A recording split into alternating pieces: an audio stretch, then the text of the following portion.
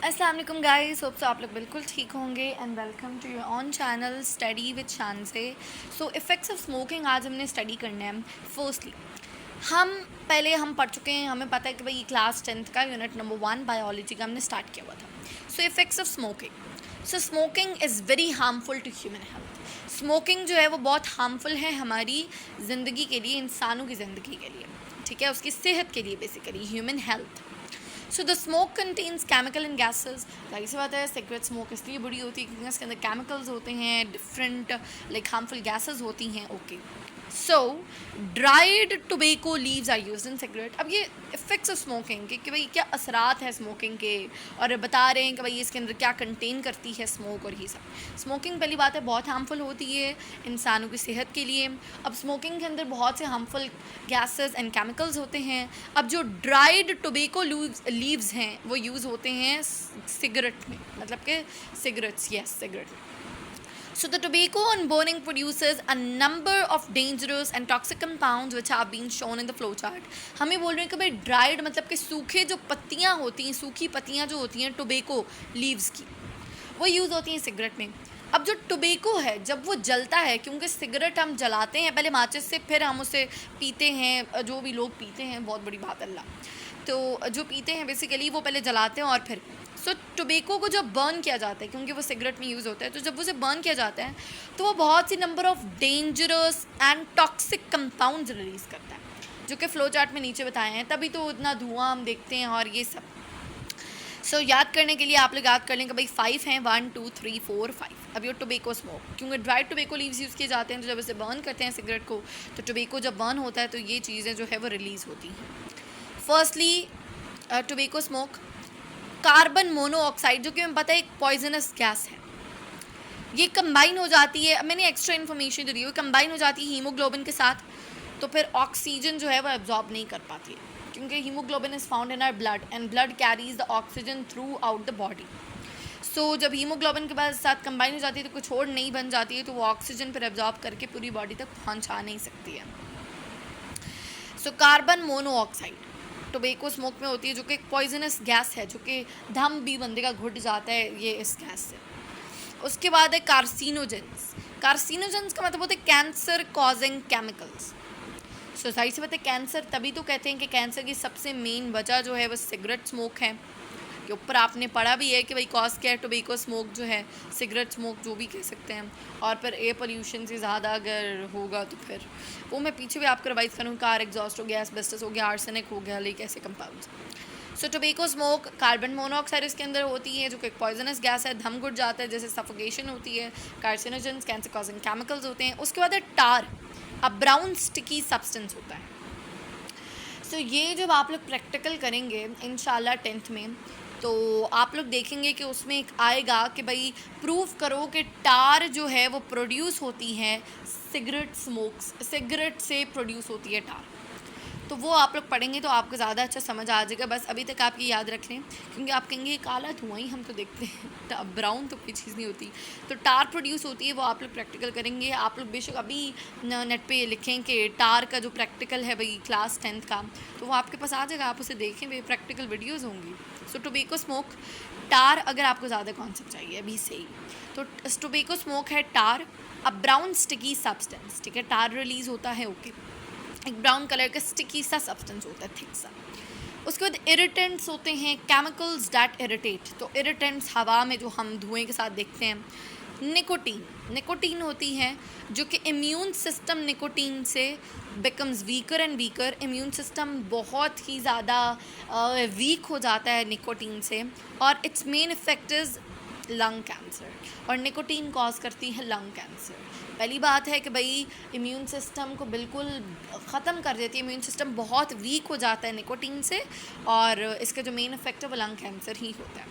5 चीज़ें रिलीज़ होती हैं, एक कार्बन मोनोऑक्साइड जो सफोकेशन कॉज करती है, carcinogen cancer causing chemical, star जो कि ब्राउन स्टिकी सब्सटेंस है, उसके बाद irritants chemical that irritate, and then nicotine. Okay, इन सब का मैंने एडिशनल इन्फॉर्मेशन दी थी कि आपको तो ज़्यादा नॉलेज हो। तो ये क्या है भाई, harmful effects of tobacco smoke. Now There are 7,000 chemicals in cigarette smoke, including 70 known carcinogens. बोल रहे हैं कि भाई इतने ज़्यादा केमिकल सिगरेट स्मोक में पाए जाते हैं, 7,000 तो केमिकल्स, अराउंड 7,000 तो केमिकल्स पाए जाते हैं सिगरेट स्मोक में, जिसमें से अभी तक जो इंसानों को पता है या साइंटिस्ट को जो पता है वो 70 नोन कार्सिनोजेंस है, कि उनमें बेसिकली 70 तो पता है कि भाई कैंसर कॉजिंग केमिकल्स हैं। मतलब कि इतना ज़्यादा रेट है कि अगर आप सिगरेट पीते हैं तो आपको कैंसर होना लाजमी है, वो भी lung cancer. So there are 7,000 chemicals in cigarette में स्मोक, इंक्लूडिंग 70 तो नॉन कार्सिनोजेंस हैं उसमें, 70 जो हैं नॉन कार्सिनोजन हैं जो कि कैंसर कॉज करेंगे। सो एम्फिसिमा, जिसमें एम्फिसिमा आप लोगों को अगर याद हो तो भाई over inflammation of the alveolus जो कि था वो भी एक क्रॉनिक डिजीज़ थी। Emphysema and lung cancer may be the outcome of smoking cigarette, क्योंकि उसमें ओवर इन्फ्लेमेशन थी, एल्वियोलस बिल्कुल इन्फ्लेम्ड हो गई, तो बहुत ही ज़्यादा क्रॉनिक, कुछ केसेस में तो लोग चल ही नहीं पा रहे थे बिकॉज एक्सलेशन में ज़्यादा प्रॉब्लम हो रही थी, सांस जब नहीं ले पाते हैं, कभी कभी टांगों से भी सांस निकल जाता है, मतलब वो ऐसा क्रॉनिक था ना कि जाहिर सी बात है आ तो नहीं रहा सांस लेकिन टांगों से भी निकल गया, मतलब ऐसा क्रॉनिक। सो एम्फिसिमा और जो लंग कैंसर है वो ज़्यादातर सिगरेट स्मोकिंग की वजह से ही होता है। सिगरेट स्मोक अफेक्ट्स, अब सिगरेट स्मोक किस चीज़ को मुतासर करता है, किस चीज़ को अफेक्ट करता है? सिगरेट स्मोक अफेक्ट करता है the structure and function of the lung. Lung का जो स्ट्रक्चर है और फंक्शन के ऊपर, यहाँ पे अगर आप स्ट्रक्चर देखें तो यहाँ पे तो ये स्ट्रक्चर थोड़ा डिफरेंट है, इस तरीके से यहाँ पे आ रहा है और ये थोड़ा इस तरीके से छोटा सा हो गया। सो सिगरेट स्मोक अफेक्ट करता है स्ट्रक्चर पे, और जो फंक्शन है लंग का जाहिर सी बात है सीलिया हटा दिया, डस्ट पार्टिकल्स ना, डस्ट पार्टिकल ताकि सेटल डाउन कर जाएं, सेट हो जाएं इन द लंग्स, जो पीछे से हटा दिया। सो सिगरेट स्मोक अफेक्ट करता है स्ट्रक्चर और फंक्शन ऑफ द लंग्स। अब toxins in cigarette alter the Airways. अब जो टॉक्सिन्स मतलब कि टॉक्सिक केमिकल्स, जो टॉक्सिन्स पाए जाते हैं सिगरेट स्मोक में, वो क्या करते हैं इन सिगरेट्स, अल्टर द एयरवेज।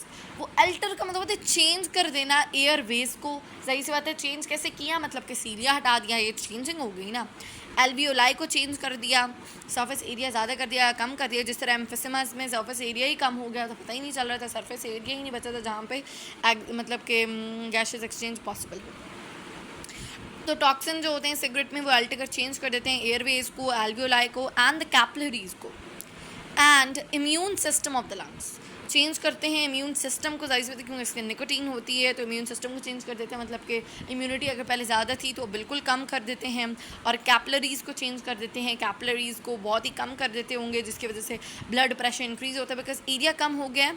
तो आप लोगों को पता होना चाहिए, आप लोगों ने ये पीछे पढ़ा होगा फिजिक्स में, तो प्रेशर इक्वल होता है फोर्स ओवर एरिया के। तो अगर एरिया कम हो गया है तो प्रेशर ज़्यादा हो गया है, तो तभी तो हम कहते हैं कि भाई ब्लड प्रेशर बंदे को अगर आ जाए तो ब्लड प्रेशर इसी वजह से तो आता है कि भाई ब्लड प्रेशर जब इंक्रीज़ हो जाए तब भी हमारे पास हार्ट डिजीज़ और ये इस टाइप का हार्ट अटैक और ये सब हो सकता है। तो एरिया जब कम कर देते हैं कैपिलरीज़ का तो प्रेशर ज़्यादा हो जाता है, तो बहुत तेज़ी से ब्लड फ्लो करता है और फिर हार्ट अटैक और इस टाइप की मतलब के मसले हो जाते हैं। सो टॉक्सिन जो होते हैं सिगरेट में वो एल्टी चेंज कर देते हैं एयरवेज को, एल्वियोलाई को, और जो कैपिलरीज़ हैं और इम्यून सिस्टम जो है लंग का। सो स्मोकिंग जो है वो इंक्रीज़ करता है risk of pneumonia by 4 times and tuberculosis of the lungs by 2 to 4 times। So जो स्मोकिंग है वो इंक्रीज़ कर देता है रिस्क ऑफ नमूनिया। नमूनिया में क्या था, वहाँ पर शेकिंग, चिल्स थी, बुखार था, जो कि स्ट्रेप्टोकोकस नमूनिया बैक्टीरिया से होता है। देखिए मैं आप लोगों को मेमोराइज भी साथ करा रही हूँ, मैं तो पीछे रिवाइज करवा रही हूँ।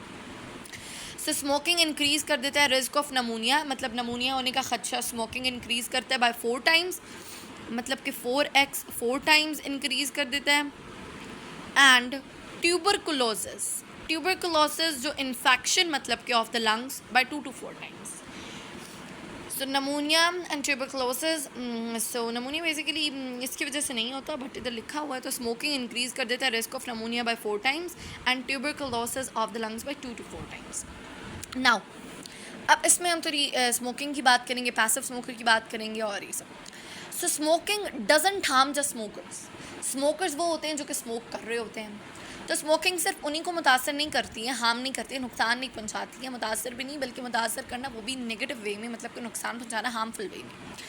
So when someone smokes near you, कि जब कोई आपके पास स्मोकिंग करता है तो आप पैसिव स्मोकर बन जाते हैं। अब passive smoking is breathing in all of the poisons of cigarette smoke. अब पैसिव स्मोकर कौन होता है? जो अगर कोई बंदा स्मोक कर रहा है तो उसके पास जो खड़ा बंदा है वो पैसिव स्मोकर बन गया. अब पैसिव स्मोकर का मतलब ये है कि वो भी सारे वही टॉक्सिन्स ले रहा है जो उस धुएं में मौजूद हैं. जब स्मोकर जो है वो स्मोकिंग कर रहा है तो जब वो रिलीज़ कर रहा है धुआं, तो बेसिकली वो इनहेल कर रहा है दूसरा जो पैसिव स्मोकर है, क्यों वो भी उसी कमरे में है. So smoking in closed spaces जो है and indoors is even more harmful for passive smoker. अगर स्मोकिंग क्लोज स्पेसेस में हो या इंडोर हो तो वो ज़्यादा हार्मफुल हो जाती है पैसिव स्मोकर. क्योंकि अगर हम देखें हवा, अगर हम बिल्कुल खड़े हैं, मतलब कोई रूफ नहीं है, अगर कोई बंदा बाहर पब्लिक प्लेस पे क्या करे स्मोकिंग, पहली बात है वहाँ पे मना होता है, वहाँ पे लगे भी होते हैं स्टिकर्स के नहीं यहाँ पर स्मोकिंग इज़ नॉट अलाउड और ये. सो लेकिन अगर कोई कर रहा है पब्लिक प्लेस पे तो उसके पास जितने भी लोग हैं उन्हें इतना ज़्यादा नहीं नुकसान होगा, क्योंकि जब वो स्मोकिंग कर रहा है तो वो हवा में भी जा रहा है ऊपर. वो तो नुकसान है कि भाई इन्वायरमेंट गंदा हो रहा है, और चीज़ गंदी हो रही है, ऊपर जा रहा है. बट जो पास आगे पीछे जो लोग हैं, आगे पीछे जो बात कर रहे हैं उससे खड़े हैं, उनको इतना नहीं होगा. अगर लेकिन क्लोज स्पेस में होगा तो क्लोज में अब वो छत से बाहर तो निकल नहीं सकते स्मोकिंग. अगर वो बिल्कुल क्लोज स्पेस है, कोई खिड़की भी नहीं है अगर उधर, तो वहाँ पे अगर दो बंदे बात कर रहे हैं और एक स्मोकिंग कर रहा है तो उसका जो दूसरा है वो तो सारा वही इनहेल कर रहा है, उसके भी लंग्स वैसे ही मुतासर हो रहे हैं जिस तरीके से दूसरे को हार्म पहुँच रहा है जो कि स्मोकर है. So smoking is a major contributing factor to the development of coronary heart diseases. Smoking जो है वो एक सबसे मेजर कंट्रीब्यूटिंग फैक्टर है कि जो डेवलप हो जाता है कोरोनरी हार्ट डिजीज़ेस. कोरोनरी मतलब कि हार्ट के पीछे अपने वेन्स और कोरोनरी वेन्स और ये आर्टरीज पढ़ा होगा अपने 9th में, I think so, yes. So development of coronary heart diseases. So nicotine causes blood to clot more easily. पीछे हमने देखा कि भाई टोबैको स्मोक में भी निकोटीन था. निकोटीन जो है वो ब्लड को ज़्यादा जल्दी क्लॉट करने में मदद देता है. Nicotine causes blood to clot more easily. Hardens wall of arteries. जब ब्लड ज़्यादा जल्दी क्या कर रहा है भाई, निकोटीन जब स्मोकिंग ज़्यादा मतलब कोई कर रहा है तो उसका ब्लड के गुच्छे अक्सर बन जाते हैं. लाइक वो उसके लिए एक वर्ड यूज़ होता है, क्लम्प्स बन जाते हैं, जो कि है यस क्लम्प्स. सो निकोटीन जो है वो ब्लड को क्लॉट करने में बहुत ईजीली मदद देता है कि भाई ब्लड को ज़्यादा जल्दी क्लॉट करवा देता है. सो जिसकी वजह से अगर आर्टरीज़ में या वेन्स में, कैपिलरीज़ में जो ब्लड जा रहा है, अगर वो ज़्यादा स्मोक कर रहा है, ज़्यादा सिगरेट पी रहा है, तो उसके अंदर ज़्यादा निकोटीन आ रही है जिसकी वजह से ज़्यादा ब्लड क्लॉट कर रहा है, तो वो हार्ड हो जाएंगी वॉल जो है उसकी आर्टरीज़ की, क्योंकि ब्लड क्लॉट करने शुरू हो गया. ब्लड का फ्लो वो नहीं, फ्लूइड टाइप नहीं रहा ब्लड का structure. So which can lead to, जिसकी वजह से एक नई बीमारी हो सकती है, which can lead to arteriosclerosis, जो कि आप लोगों ने 9th में आप लोगों ने इस टर्म को बिल्कुल पढ़ा होगा. आर्टीरियो मतलब कि आर्टरीज़ का, स्क्लेरोसिस मतलब कि हार्ड जब हो जाती हैं arteries. So nicotine also damages brain tissue. Yes, nicotine also damages brain tissue. ये इम्यून सिस्टम को भी वीक कर देता है और इसका जो मेन इफेक्ट है वो लंग कैंसर है. और ये ब्लड को ज़्यादा जल्दी क्लॉट भी करवाता है, जिसकी वजह से हार्ड हो जाती हैं वॉल ऑफ आर्टरीज, और जिसकी which led to the another diseases which is arteriosclerosis. ठीक है, hardens the wall of arteries. And nicotine also damages the brain tissue. So आज के लेक्चर में यहीं तक था. नेक्स्ट इंशाल्लाह हम इसके MCQs करेंगे, फिर हम लोग क्वेश्चन आंसर्स करेंगे इंशाल्लाह. तब तक के लिए अल्लाह हाफ़िज़. Do support me.